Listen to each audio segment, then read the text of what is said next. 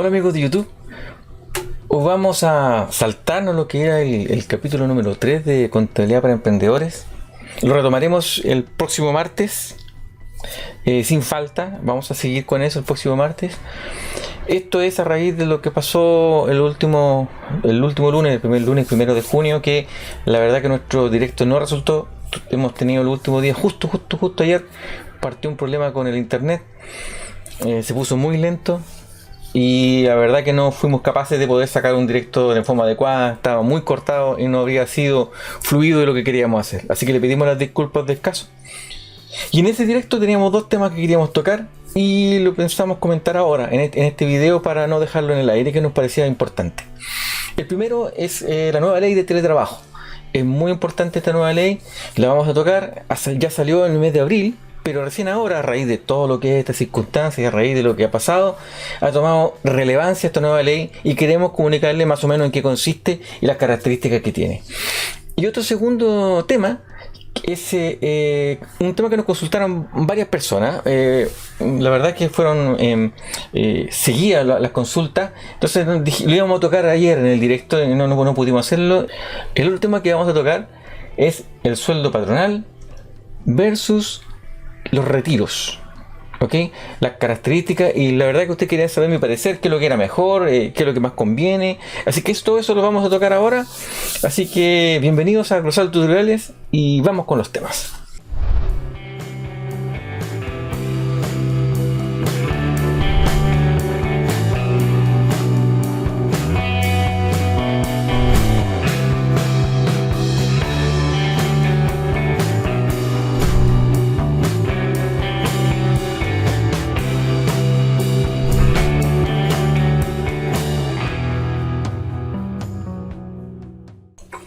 La nueva ley de teletrabajo.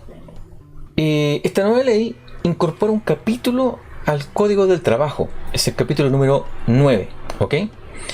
Es que lo que define este capítulo básicamente es el trabajo a distancia. Hay que aclarar que el trabajo a distancia no es lo mismo que el teletrabajo. No son similares. El teletrabajo es parte de un trabajo a distancia. ¿Ok?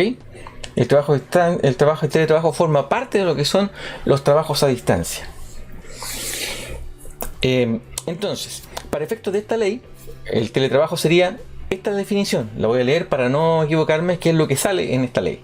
Dice: los servicios prestados mediante la utilización de medios tecnológicos, informáticos o de telecomunicaciones, desde el domicilio del trabajador u otro sitio determinado. ¿Ok? Está establecido que se refiere a la aplicación desde un lugar distinto a lo que es la empresa a través de medios informáticos y tecnológicos. ¿Ok? A eso está dirigido esta ley. Y esta nueva ley tiene ciertas características que las vamos a mencionar ahora. De partida, como hemos mencionado en otras oportunidades, esto es un pacto, es un acuerdo entre partes. No es unilateral. ¿Ok? En cuanto a temporalidad, de acuerdo a cómo se haga, entonces se establece. Me explico. Por ejemplo, si este está hecho al inicio del contrato de trabajo, es decir, cuando yo recién estoy contratando a la persona, si va a hacer teletrabajo, las características de teletrabajo quedan establecidas ahí, en el contrato de trabajo propiamente tal. ¿Ok? En el mismo contrato, en el mismo cuerpo del contrato queda establecido las características, cómo, cuándo y dónde se va a hacer ese teletrabajo. Si este acuerdo de teletrabajo viene de forma posterior, es decir, que durante esta crisis o durante otro momento se va a establecer este teletrabajo, eso se tiene que hacer con un anexo al contrato de trabajo. Y también es un acuerdo entre partes.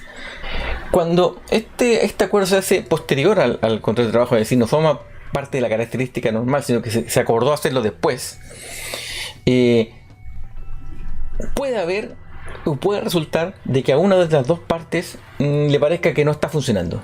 ¿Ok? Si yo, por ejemplo, a raíz de esto, yo mandé la mitad de mi personal para su casa y veo que algunos funcionan y otros no, yo puedo decir: ¿sabes qué? Tú ya no puedes trabajar ahí, pues, de acuerdo, por supuesto, a lo que es el contexto de esta crisis. No es llegar y llamar a una persona a devolver, pero unilateralmente puede ser que este pacto se rompa, tanto de parte del empleador como del trabajador. Si el trabajador va a su casa y se da cuenta de que no puede trabajar desde su casa por X motivo, puede romperse el pacto y todo esto con 30 días de anticipación y por escrito, o sea, con las circunstancias, por qué fue, y se puede decir yo vuelvo a trabajar a la oficina. O el empleador le dice, ¿sabes qué? Tú no puedes trabajar allá, no puedo controlar tu trabajo, nosotros te trabajamos un tanto porcentaje, vuelve a trabajar a la oficina. ¿Ok? Con lo que eso significa, es decir, con las cuarentenas, con todo eso, con los cuidados que hay que tener, con todo eso, pero puede volver a trabajar. Ahora, este contrato, obviamente, debe señalar si es parcial o total. Es decir, es el 100% del tiempo en su casa, o puede ser acá. Entonces, ese también es una condición interesante. Que puede ser, por ejemplo, en las mañanas ven a la oficina y en las tardes tú trabajas desde tu casa sin problemas, por ejemplo, y se puede hacer. También, como señalaba la definición, se establece claramente dónde va a ser esa prestación de trabajo. Sí, bien es cierto, va a ser fuera del lugar, pero se debe saber dónde, en qué lugar físico va a ser. O también, si lo va a dejar en libertad, se debe establecer claramente que se deja en libertad al trabajador dónde va a prestar ese servicio. ¿Ok? También este acuerdo, cuando parte posterior, se puede hacer con duración. Es decir, si yo establezco un anexo de trabajo, tú vas a hacer teletrabajo, puedo decir, ¿sabéis qué? Bueno, establezco lo que ya hemos mencionado, las características, si va a ser total o parcial, pero también te digo que va a ser desde marzo a agosto, por ejemplo. O puede ser, ¿sabes qué? Tu trabajo va a ser, se nota que lo haces bien, lo vas a hacer y te lo dejamos en forma indefinida. Eso también se tiene que quedar establecido en el anexo del contrato. Aquí hay un tema interesante porque que es el tema de la jornada laboral. ¿Ok? Ese es un tema interesante de establecer. Porque se puede establecer, como ya mencionamos, puede ser una jornada parcial, puede ser una jornada total, puede ser una jornada libre, por ejemplo. Pero independiente de cómo se establezca esto, lo importante es cómo se controla. Es responsabilidad del empleador establecer los controles de cómo yo controlo el ingreso y la jornada laboral que establezco. Pero sea cual sea la jornada que se establezca, es decir, que que se deja libre, tú trabajas libremente en tu casa el tiempo que quieras, te paras, etcétera, o se establece una jornada rígida, tú entras a las 8 y establece, están todas esas alternativas, pero sí o sí tienen que haber 12 horas, al menos 12 horas de desconexión absoluta del trabajador. Establezca como se establezca el horario. Hay 12 horas continuas, al menos 12 horas continuas de desconexión absoluta, que él no está obligado a responder. También se establece aquí el cuento de que obviamente ningún trabajador podrá establecer los descansos, por ejemplo, comunicaciones, en los descansos, en los feriados anuales, en los permisos, etc. Todo eso se mantiene. Los derechos y obligaciones de un trabajo normal, común y corriente, entre comillas, porque yo creo que esto ahora va a pasar a la parte normal, pero a lo que conocíamos hasta hoy día de los derechos y obligaciones de cada una de las partes se mantiene igual. Esto no modifica nada de eso. Es decir, el empleador tiene derecho a sus descansos, tiene derecho a sus permisos, tiene derecho a ir al doctor, tiene todas esas cosas que establece la ley, permanecen igual. ¿Ok?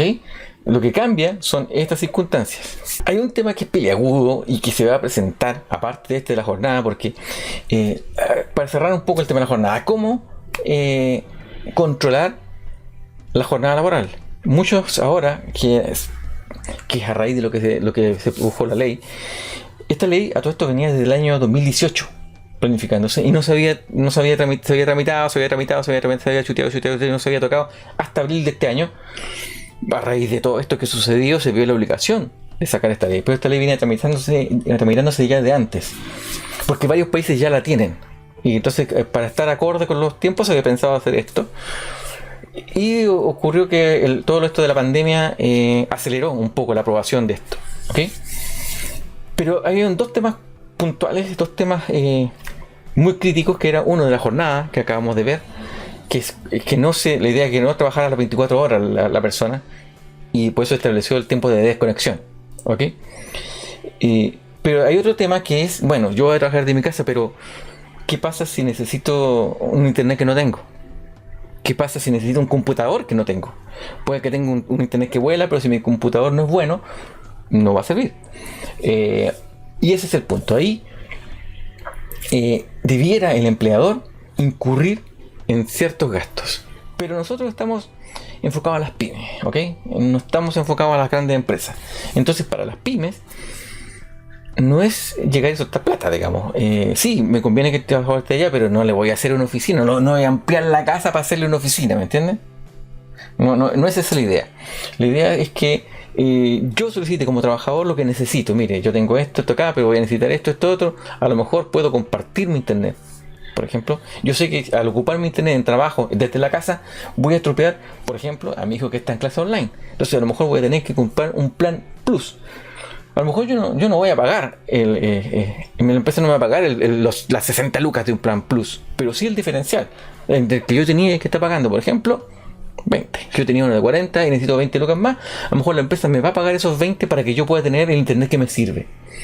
Esos acuerdos se deben llegar a hacer.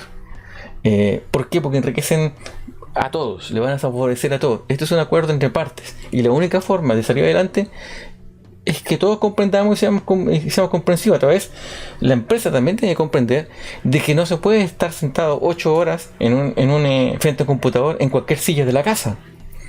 Se necesita una silla cómoda, se necesita algo que el trabajador pueda sentarse y estar bien.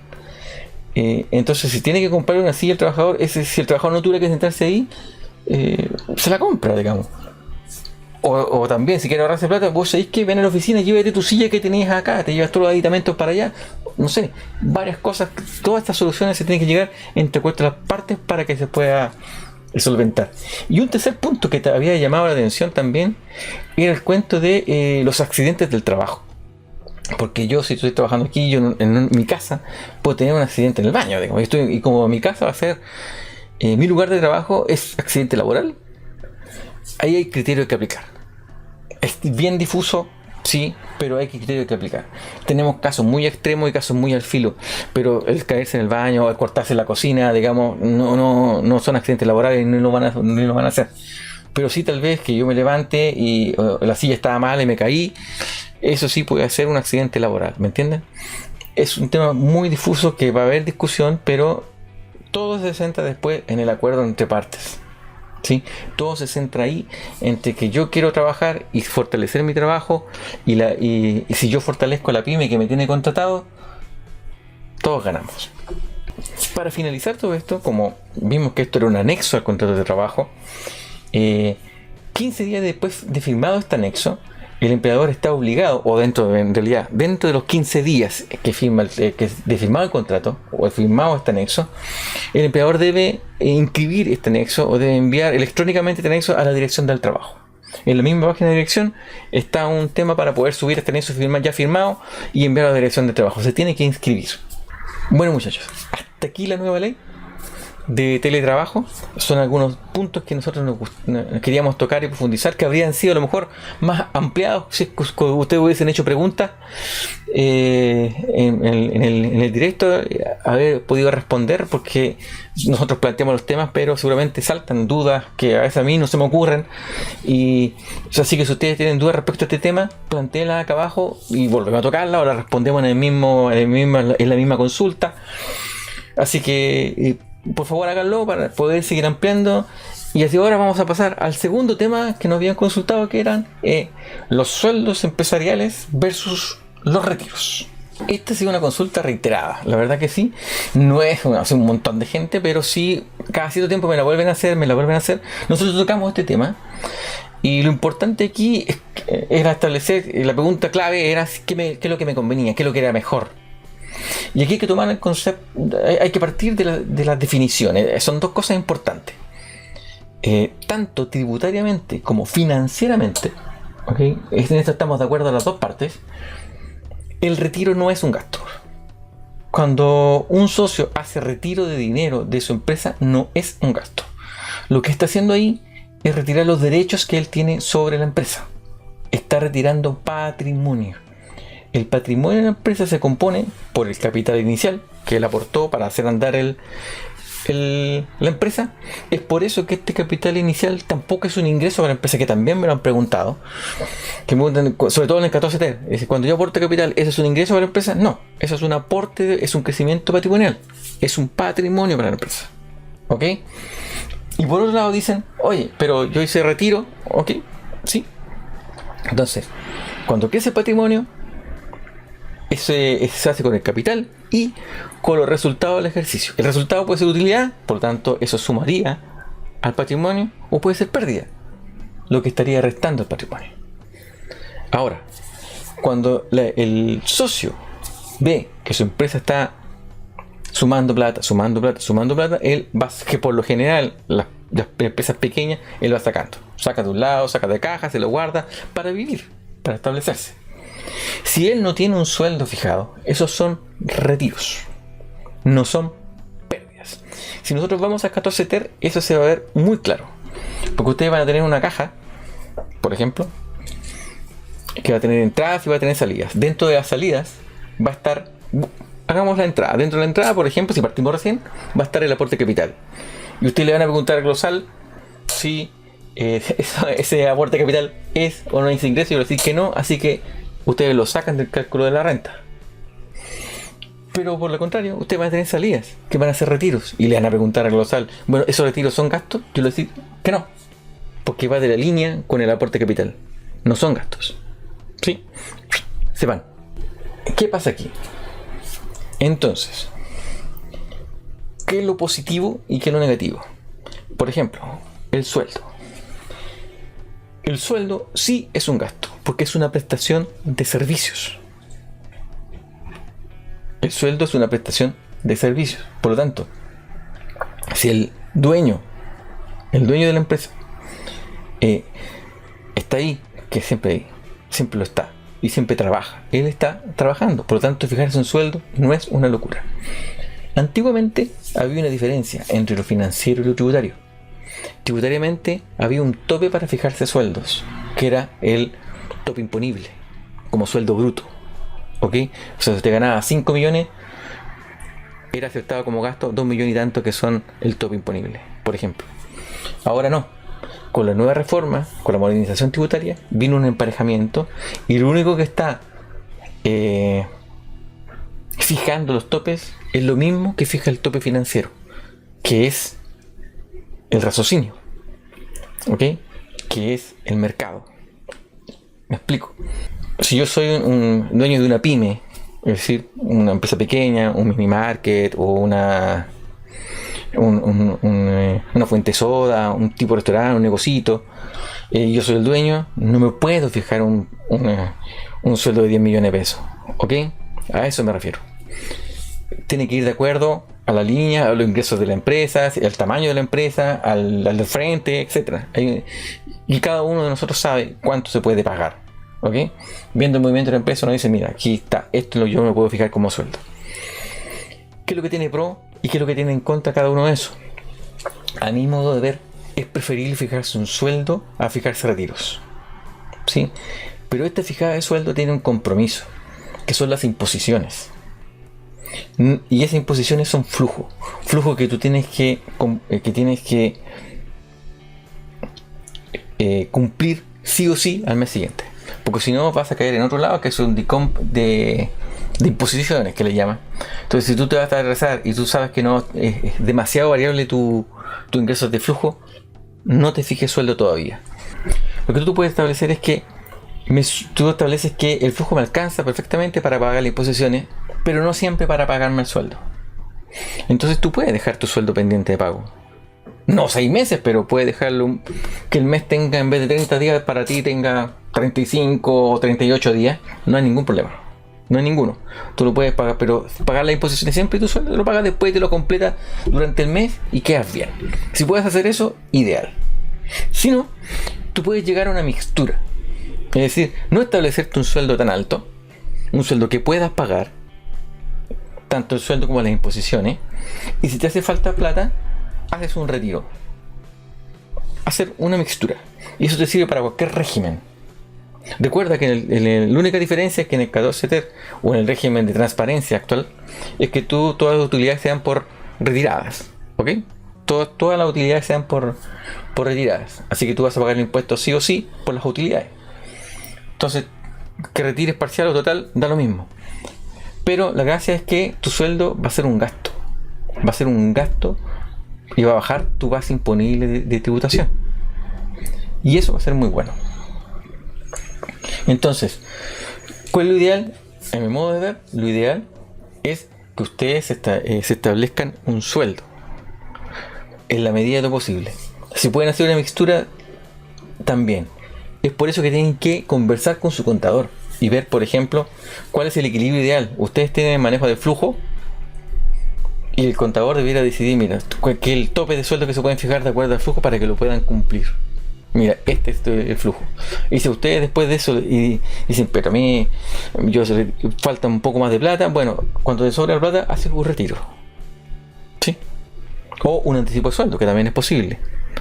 Hay mucha mixtura, pero en términos generales se puede hacer eso. Otra pregunta que me hicieron, que dice relación con este tema, es que actualmente están muy de moda las SPA. En estricto rigor, las SPA no tienen retiros. Lo que tienen son dividendos, porque son sociedad por acciones. No hay una participación de porcentaje, hay una participación de acciones. Yo tengo acciones que me dan derecho a utilidades.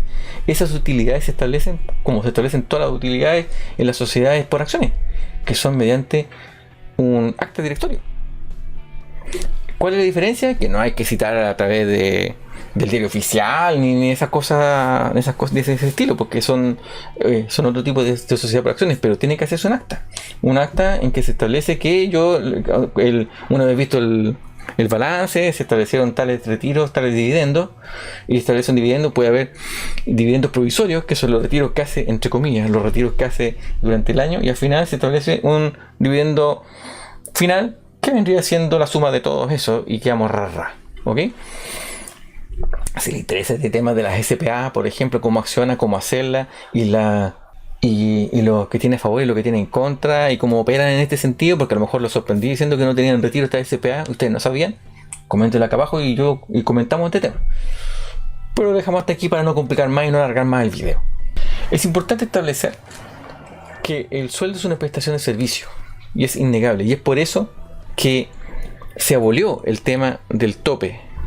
Es muy común que en las pymes trabajen los dueños y sus cónyuges y sus hijos. Antes existía esa restricción tributaria que no podían trabajar, ahora también eso se sacó. También se pueden incorporar sueldos para ellos sin problema. ¿Ok? El único problema es que de acuerdo a la prestación de servicio que haga, tiene que estar de acuerdo al mercado el valor de su sueldo. ¿Ok?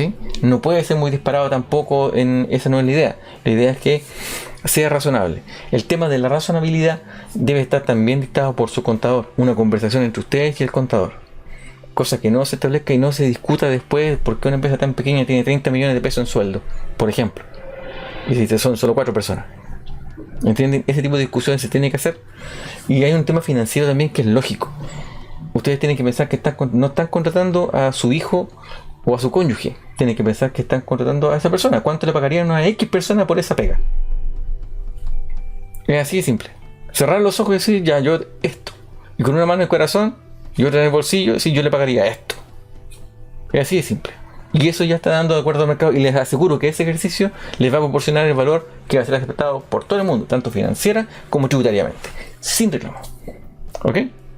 Bueno, muchachos, hasta aquí este tema. Estos dos temas, espero que les haya gustado. Si tienen consultas, háganla acá abajo. Si le quedaron dudas también, vamos, consúltenlo. Si les gustó, un dedo para arriba. Si no les gustó, un dedo para abajo. Nosotros crecemos con eso, nosotros mejoramos y vamos viendo en qué nos equivocamos. Así que lamentamos no haber podido hacer un directo, así que no vamos a anunciar más directos hasta que tengamos un mejor internet, hasta que podamos salir, y cuando podamos vamos a salir nomás, porque no podemos comprometernos ya con una fecha porque está muy inestable este internet. Hoy día tuvimos muchos problemas para hacer este video, así que no podemos comprometernos con eso. Un abrazo grande, cuídense, quédense en su casa, suscríbanse al canal, activen la campanita para que les lleguen las notificaciones y hasta la próxima. Chao, chao.